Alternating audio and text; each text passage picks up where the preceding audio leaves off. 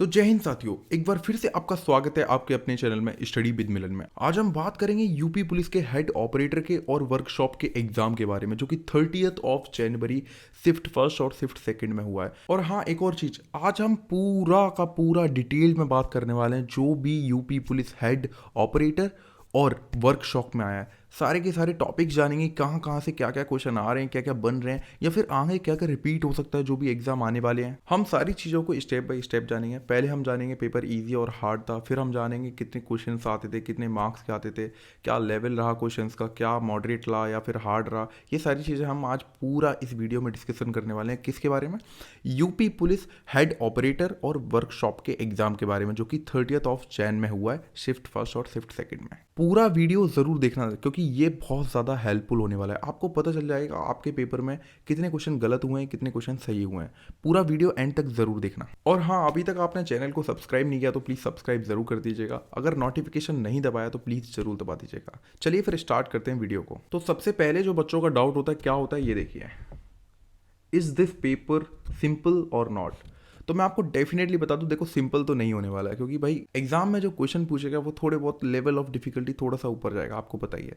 तो मैं आपको बता दूं, ये मैंने यहाँ पे लिख दिया है इजी था, क्योंकि इजी वास्तव में था, क्योंकि रीजनिंग और मैथ्स का इजी था। बट आप जीएस और जीके उठा लिया ना आपने, वहीं आपके तोते उड़ जाएंगे। तो मैं आपको बता दूं, मैथ और रीजनिंग काफ़ी ज़्यादा इजी था। तो डेफिनेटली आपका जो मॉडरेट लेवल कैसे बनता है, जीके और जीएस और हिंदी से। ज़्यादातर लोगों का यही कन्फ्यूज़न होता है कि सब लोग वीडियोस बनाते थे बट सेक्शन वाइज नहीं बताते कि सेक्शन का क्या वेटेज रहा, क्या नहीं रहा। तो मैं आपको बता दूं सिंपली, यहाँ आप देख पा रहे होंगे, तो मैं आपको बता दूं इसमें क्या क्या वेटेज रहा है। देखिए, आप देख पा रहे होंगे तो यहाँ पे जीके और साइंस यहाँ पे ऊपर लिखा है। यहाँ पे क्या वेटेज दिखा रहा है, देखो 30 से लेकर 32 क्वेश्चन इसमें डुएबल थे। क्वेश्चन कितने आए थे? 50 क्वेश्चन आए थे जीके और जीएस में। 32 आप इसके डुएबल क्वेश्चन कर सकते थे। आपको एक और चीज पता होगा, यहाँ पे नेगेटिव मार्किंग 0 है। आपको ये बात पता होनी चाहिए। अगर आपको पेपर में नेगेटिव मार्किंग 0 याद नहीं रहा तो आप कुछ क्वेश्चन को छोड़ के आएंगे, और वो बोनस क्वेश्चन होते हैं हर बच्चे के लिए, क्योंकि जो क्वेश्चन नहीं आता है वो टिक लगा के आएंगे। सही हुआ तो आपको डेफिनेटली उसका नंबर मिलने वाला है। ये होता है फिर बोनस क्वेश्चन। अगर आपको पता होगा कि नेगेटिव मार्किंग इसमें 0 है तो डेफिनेटली आप उस पर टिक लगा के आएंगे, कोई क्वेश्चन छोड़ के नहीं आएगा। उम्मीद मैं यही करता हूँ। तो जीके और जीएस में 32 क्वेश्चन आपके सिंपली आप डुएबल क्वेश्चन को अटेम्प्ट कर सकते हैं। बाकी आप तुक्के मार सकते हैं, जय माता दी है, जय माता दी भी बचपन में हमने बहुत किया है। बचपन में जो मैथ्स का वेटेज क्या रहा है, 30 क्वेश्चन आए थे मैथ में, 28 से लेकर 29 डुएबल थे। आप बोल सकते हो, आप बोलोगे सर सारे क्वेश्चन बता दो, 30 कर देते ना, आपने एक क्वेश्चन क्यों छोड़ दिया। देखो मैं बता दूं, मैथ्स का लेवल ना काफ़ी ज़्यादा ईजी रहा है। आप बहुत सारे चैनल्स को आप जाके देख भी सकते हैं। सिंपली मैथ्स के जितने भी बच्चों से पूछा जा रहा है क्या रहा है, इतना सिंपल लेवल रहा है। बट टॉपिक हर टॉपिक से है। मैं आपको बताऊंगा मैथ्स में क्या क्या टॉपिक से क्या क्या क्वेश्चन आए हैं। आइए फिर बात कर लेते हैं रीजनिंग के बारे में। रीजनिंग में क्या रहा है, 40 क्वेश्चन आए थे रीजनिंग में। दोनों सेक्शन को मिला दिया गया था 40 और 30, मतलब मैथ्स और रीजनिंग को मिला के 70 क्वेश्चन अप्रॉक्सीमेटली आए थे, 65 to 70 क्वेश्चन। ठीक है, यहाँ पे जो 39 से लेके 40 क्वेश्चन, मतलब यहाँ तो मैंने सारे टिक लगा दिए। ठीक है, मैं मानता हूँ मैंने सारे टिक लगा दिए, बट यहाँ पे डेफिनेटली क्यों टिक लगाए आपको पता है। नॉर्मल नंबर सीरीज का क्वेश्चन चल रहा है, जैसे सीरीज है 4 है, ठीक है, उसके बाद 9 है, तो 9 के बाद 5 है, तो 4 से 5 जा रहा है, और 9 और 5, और 9 और 5 के बाद क्या है, 10 है, तो 9 से 10 जा रहा है। तो सिंपली सीरीज आप देख पा रहे हैं, 4 5 6 9 10 11 ऐसी सीरीज पूछ रहा था। तो आप ये कर नहीं पाएंगे क्या? इसलिए इतने सिंपल क्वेश्चन आ रहे हैं, इतने सिंपल क्वेश्चन आ रहे हैं, आप हलवा बोल सकते हो रीजनिंग वाले सेक्शन को, बट पूरे पेपर को हलवा नहीं बोलना। ये गलती मत करना, क्योंकि जीएस और जीके काफ़ी ज़्यादा हार्ड आई थी। और जो हिंदी का जो सेक्शन है, मैं आपको बता रहा हूँ सेक्शनल क्या आ रहा है। 40 क्वेश्चन आए हैं हिंदी में। 40 क्वेश्चन में आपके डुएबल कितने थे? 32 से लेके 33 क्वेश्चन आपके डुएबल थे हिंदी में। तो एक्सपेक्टेड आपका मतलब स्कोर कितना होता है? 134 समथिंग आ रहा है। 136 आप लेके चल सकते हैं, क्योंकि आप तुक्के मारेंगे। तुक्के मारोगे तो आप 160 पूरे ले सकते हो, क्योंकि तुक्के आपने मारे होंगे। डेफिनेटली सारे बंदे 160 ले नहीं सकते ना, क्योंकि सारे बंदे के सारे क्वेश्चन सही नहीं हो सकते ना, कुछ क्वेश्चंस तो गलत होंगे ना। तो डेफिनेटली आपको थोड़ा सा प्रिकॉशंस भी लेने पड़ेंगे। तो जो आपके सही होंगे ना, आंसर शीट आते ही आपको पता चल जाएगा कौन कौन से सही है, तो आपको पता चल जाएगा कितना आपका स्कोर रहा है। आंसर शीट का आप वेट कर लीजिएगा। अब बात कर लेते हैं टॉपिक से क्या क्या वेटेज रहे हैं। तो मैं आपको बता दूं वेटेज के लिए, देखो पहली बात तो ये जो पेपर है वो सिंपल नहीं था। ये ऊपर मैंने लाइन लिख दी है, उसके लिए I am so sorry for date. कुछ बच्चे कमेंट्स में भी बोल रहे थे कि सर इतना सिंपल तो पेपर नहीं था। डेफिनेटली नहीं था, क्योंकि जीके और जीएस काफ़ी ज़्यादा हार्ड आया था, साइंस भी हार्ड आई थी, हिंदी भी थोड़ा बहुत लिटिल बिट डिफिकल्ट आया था। तो मैं आपको बता दूं, यहाँ पे मैथ्स में जो वेटेज ज़्यादा रहा है, किसका रहा है? कंपाउंड इंटरेस्ट और सिंपल इंटरेस्ट का। आपको बता दूं सिंपल तरीके से आपको समझ में आ जाएंगे question. Compound interest, simple interest के क्वेश्चन आपको आ जाएंगे। आपको सिंपल इंटरेस्ट में क्या होता है, एक जो वैल्यू है, जैसे अमाउंट आपको दे रखी है, अमाउंट में क्या होगा, let us take an example, 1,000 रुपये आपने किसी को दिए, वहाँ पर 10% की वृद्धि से आपने ब्याज के साथ आपने ले लिए सिंपल इंटरेस्ट से, 2 साल लगाई तो 10% 2 साल लग जाएगी। यहाँ पे जो 1,000 रुपये दिए हैं उसका 10% क्या हो जाता है, 100 हो जाता है। तो आपको पहली साल में क्या मिलेगा, 1,100 रुपये, ठीक है। दूसरी साल में आपको क्या मिलेंगे, 1,200 रुपये, मतलब टोटल मिला के आपको 1,200 रुपये मिलने वाले हैं। तो जो इंटरेस्ट रही वो क्या रही आपकी, वो 200 रुपीज़ आपको इंटरेस्ट में मिले। अब कंपाउंड इंटरेस्ट में इसका एकदम से उल्टा हो जाता है, मैं आपको बता दूं। देखो, आपने 100 रुपये किसी को दिए, 100 रुपये में आप ब्याज लगा के अगली साल उसे ले रहे हो 10% की ब्याज। आपने 10% की ब्याज लगी तो अगली साल 110 तो आए पहली साल में, बट आपने 2 साल दिए हैं, 2 साल में 10% का आपने ब्याज लगाया, ठीक है। अब जब अगली साल में 10% लगेगा तो वैल्यू 100 पे नहीं लगेगा, वो 100 वैल्यू पे नहीं लगेगा कंपाउंड इंटरेस्ट में, किस पे लगेगा, सिंपल सा आपको बता दूं, यहाँ पे जो वैल्यू आई है 110 उस पे लगेगा 10%, और उसका 10% क्या होता है, 11 जब ऐड होगा 110 में तो कितना आ जाएगा, 121। 121 इज द राइट आंसर, मतलब राइट आंसर तो आपका 21 होगा, क्योंकि 100 रुपीज़ तो आपने दे रखे हैं। अगर आपको इंटरेस्ट पूछता है क्वेश्चन में इंटरेस्ट क्या रहा होगा, तो 21 इज द राइट आंसर। इसी को आप सिंपल इंटरेस्ट से समझेंगे तो आपका 20 राइट आंसर हो जाएगा, क्योंकि 10 आपका मिलेगा ना इंटरेस्ट, पहली ईयर में भी 10 मिलेगा सिंपल इंटरेस्ट में, दूसरी ईयर में भी आपको 10 ही मिलेगा। तो सीआई और एसआई का सिंपली यही क्वेश्चन आया था, ऐसे ही क्वेश्चन आपसे मिलता जुलता देखने को आपको मिला था पेपर में।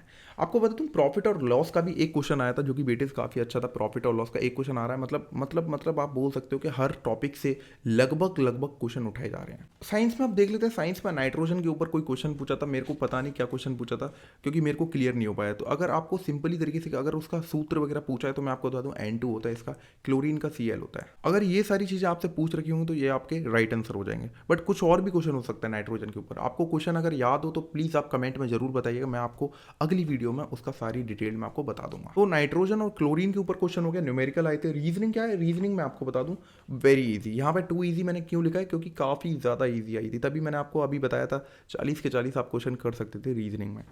सिंपली आप हिंदी में देख सकते हैं, हिंदी में साहित्य का बहुत वेटेज है भाई, बहुत ही ज़्यादा वेटेज है साहित्य का।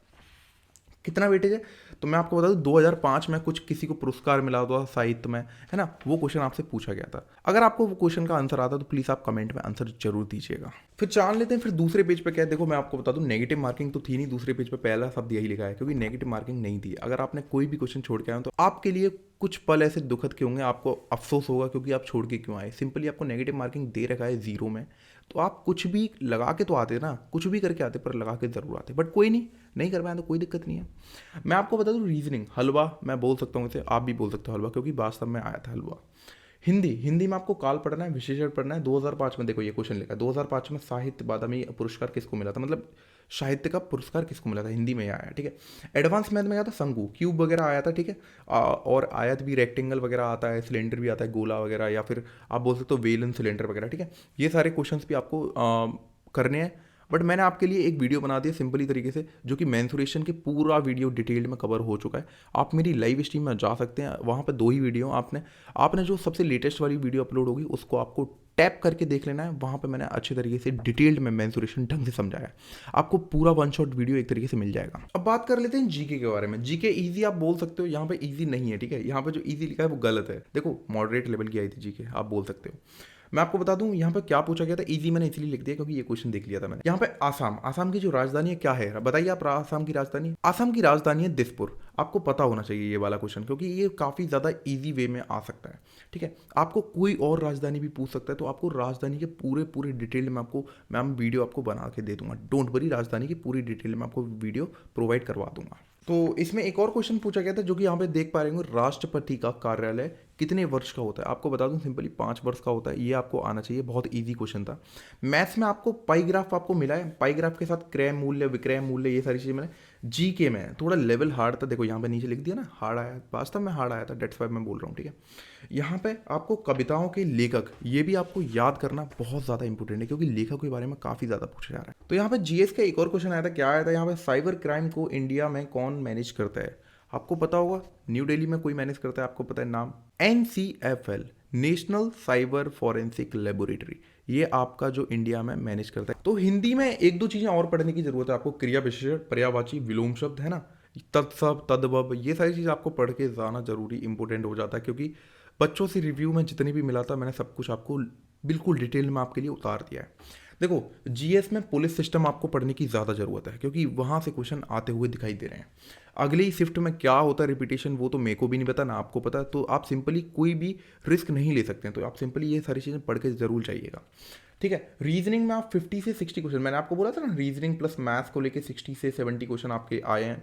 मूल कर्तव्य आप पढ़ना है, मूल कर्तव्य एक क्वेश्चन आया था, क्वेश्चन नंबर 51 है, पता नहीं कैसा बना था मूल कर्तव्य के ऊपर, पर मैंने बच्चे से जब पूछा ना तो क्वेश्चन नंबर 51 बता रहा था और उसका ऑप्शन ई बता रहा था। क्या ये क्वेश्चन 51 का ई आप टिक करके आए हो? कमेंट्स में मेरे को आप ज़रूर बताना।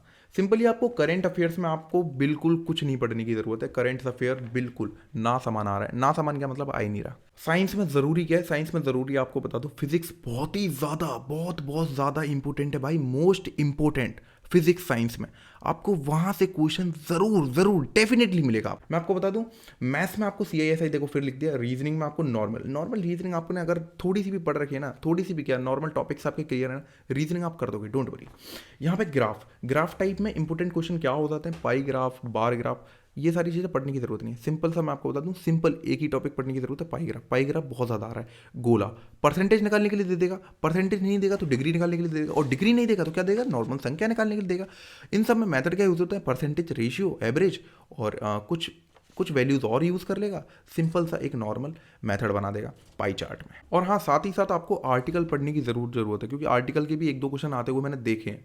मैं आपको एक और चीज़ बता दूँ, साहित्य आप नहीं छोड़ सकते हैं भाई, उससे ना क्वेश्चन डेफिनेटली 6-7 क्वेश्चन आने वाले हैं। तो आइए फिर जान लेते हैं तीसरा पेज, जो कि हिंदी आपको करना है। सिंपली देखो, रस, अलंकार, रचना, पॉलिटी में भी आपके 3-4 क्वेश्चन आए हैं, जो कि पॉलिटी पे आपको देखना पड़ेगा। थोड़ा बहुत आप पढ़ के जा सकते हैं क्योंकि पॉलिटी से ज़्यादा क्वेश्चन आए हैं। 3-4 क्वेश्चन के लिए आप पूरा पॉलिटी नहीं पढ़ेंगे, 3-4 क्वेश्चन आप अफोर्डेबल एक तुक्का भी मार सकते हो, डोंट वरी। 3-4 क्वेश्चन के लिए जीके में मेघालय की राजधानी पूछी, आपको मेघालय की राजधानी नहीं पता, ये बताओ। सिंपल मैं इसलिए बोल रहा था इजी मैंने वहाँ पे क्यों लिखा था, क्योंकि मेघालय की राजधानी क्या होती है, शिलोंग होती है, सबको पता है भाई। नॉर्मल कुछ क्वेश्चन ईजी आए, डेट्स वाई मैंने ईजी लिख दिया। वही कुछ क्वेश्चन मेरे सामने आए थे इसलिए मुझे लगा ईजी है, बट मुझे क्या पता था कि बाकी के जितने भी क्वेश्चन है बहुत ज़्यादा डिफिकल्ट हैं, क्योंकि बहुत ही ज़्यादा डिफिकल्ट थी वास्तव में। कुछ बच्चे मेरे से कह रहे थे कि 5 या 6 क्वेश्चन तो ऐसे आए थे कि आप भी अगर बैठ जाते ना तो कुछ नहीं कर पाते, क्योंकि वास्तव में आए थे यार भाई। लेवल है, ऐसे ही थोड़े ना भाई नौकरी आ रही है, ऐसे ही थोड़े ना दे रहे, वो लेवल है तो है। तो फिजिक्स से साउंड के ऊपर मतलब ध्वनि के ऊपर कुछ क्वेश्चन आ रहे हैं। बायो आपको बिल्कुल नहीं पढ़नी है, एक भी क्वेश्चन नहीं आ रहा बायो के ऊपर। जियोग्राफी से आप बोल सकते हो कि एक दो क्वेश्चन आ सकता है, ठीक है। जीएसटी से क्वेश्चन आ रहे हैं आपको, गुड्स एंड सर्विस टैक्स इसकी फुल फॉर्म होती है, ठीक है। इसका अमेंडमेंट भी होता है, कोई 101 अमेंडमेंट होता है, इसका आर्टिकल भी होता है, क्या होता है 279A आर्टिकल होता है इसका, ठीक है। मैथ्स में आपको एवरेज पढ़ने की जरूरत है, पाई चार्ट पढ़ने की जरूरत है, ठीक है। रीजनिंग में आपको सिटिंग अरेंजमेंट आपको जरूर पढ़ना पड़ेगा, सिटिंग अरेंजमेंट से क्वेश्चन आ रहा है, और रो वाले क्वेश्चन भी आ रहे हैं, ठीक है। या फिर बी इज ग्रेटर देन ए, ठीक है, तो बी ऊपर आ जाएगा, ए नीचे आ जाएगा, ठीक है। बी इज ग्रेटर देन ए नीचे आ जाएगा, बी ऊपर आ जाएगा, ये वाले क्वेश्चन भी आपके आ रहे हैं। लाइन में आपको दे देगा टॉप बिल्डिंग, लो बिल्डिंग, बीच की बिल्डिंग, कुछ सारी बिल्डिंग दे देगा, आपको पूछेगा ऑर्डर पूछेगा उनका।